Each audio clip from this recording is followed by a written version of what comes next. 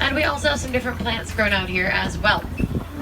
So over here on our right hand side, we do have a baobab tree. Now they're sometimes referred to as upside down trees. That's because their branches look a little bit like roots, and they can withstand long periods of drought by keeping a very large amount of water, about 10,000 gallons worth in their massive trunk. Now to help save that water, they will go leafless about 9 months out of the year, and so those life-preserving qualities that they have also give them the nickname the Tree of Life. Alright, now this is actually one of the best views that we have out here on the entire reserve, because it offers a really wide look down to see the different types of animals living out here. And it looks like way off in the distance there I am seeing a giraffe. We should be getting a closer look at those in just a few minutes here. And it looks like, I think, coming up on our right hand side, a little bit hard to spot, but there's actually a tan antelope laying way back there, kind of on that dirt path between the bushes there. It's called a springbok. They're actually the smallest species of antelopes that live out here on the reserve. They only weigh about 100 pounds fully grown, so that is as big as a springbok will ever get. Now the name springbok literally translates to springing buck, and so they're very good at springing into the air. They can jump about 6 feet up and 13 feet forward through the air repeatedly when they're frightened or excited. That action is called pronking.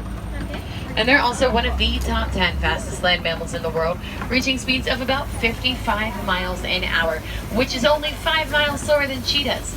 And so those little bodies have a lot of power to them. Oh no, it looks like out here on our left-hand side, there are some African wild dogs sleeping out here right now. Now you've probably heard them referred to before as painted dogs. They get that name because of the markings that they have on their fur. And a lot of the time people hear the word dog and think they're kind of cute and cuddly like the dogs they have at home. And they are pretty cute, but I don't recommend cuddling with them. They're one of the most successful hunters in all of Africa, with about an 80% success rate. Now that is a lot higher than animals like cheetahs and lions, who are only about 20% successful in their hunting. And so they're actually going to chase their prey until they drop from exhaustion.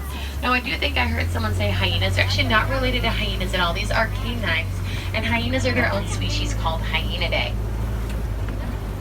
Now we do have some sable antelope out here on our left-hand side, and they are the official emblem of the Harambe Wildlife Reserve because their horns represent protection. So they're going to use them in mating displays and in sparring with other antelopes. And they're also used to help deter animals like lions from jumping on their backs to attack. And we do have a giraffe out here on the left as well. Now if you guys did not already know, giraffes are the tallest land animal in the world, standing anywhere from around 18 to 20 feet tall. Now, newborn giraffes are born at just around 6 feet tall. So, to all the kids that I have on board, baby giraffes are about as tall as your dad. And so it makes a lot of sense that a group of giraffes is called a tower. Now, over here on our right-hand side, we actually have some more coming up ahead as well. But we have an Ankole cattle. Now, if you guys take a look at those horns and think to yourselves, holy Ankole, those are huge. They look heavy. Well, they're actually hollow on the inside with a honeycomb-like structure that runs through them that helps to circulate their blood and will regulate their body temperature. And so those horns actually help to keep them cool. Now, they are the only domesticated animals that live out here on the reserve. You'll sometimes hear them referred to as Watusi cattle. They get that name from the Watusi tribe who domesticated them. Now, to the Maasai tribe in East Africa, they are utilized as a symbol of wealth. And so the larger your herd of Ankole cattle, the more wealthy you are.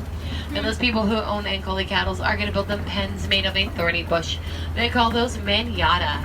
And so during the day, the Ankole cattle are free to roam about the savannah as they please. At nighttime, though, they're going to get herded into that manyatta. And that's going to help to keep them safe from predators who might be in the area overnight.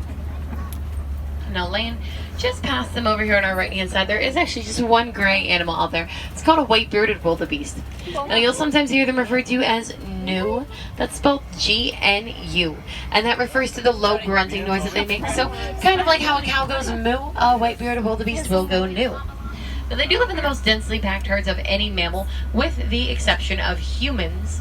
And about 1.5 million of them are going to migrate over 1,000 miles each year, giving them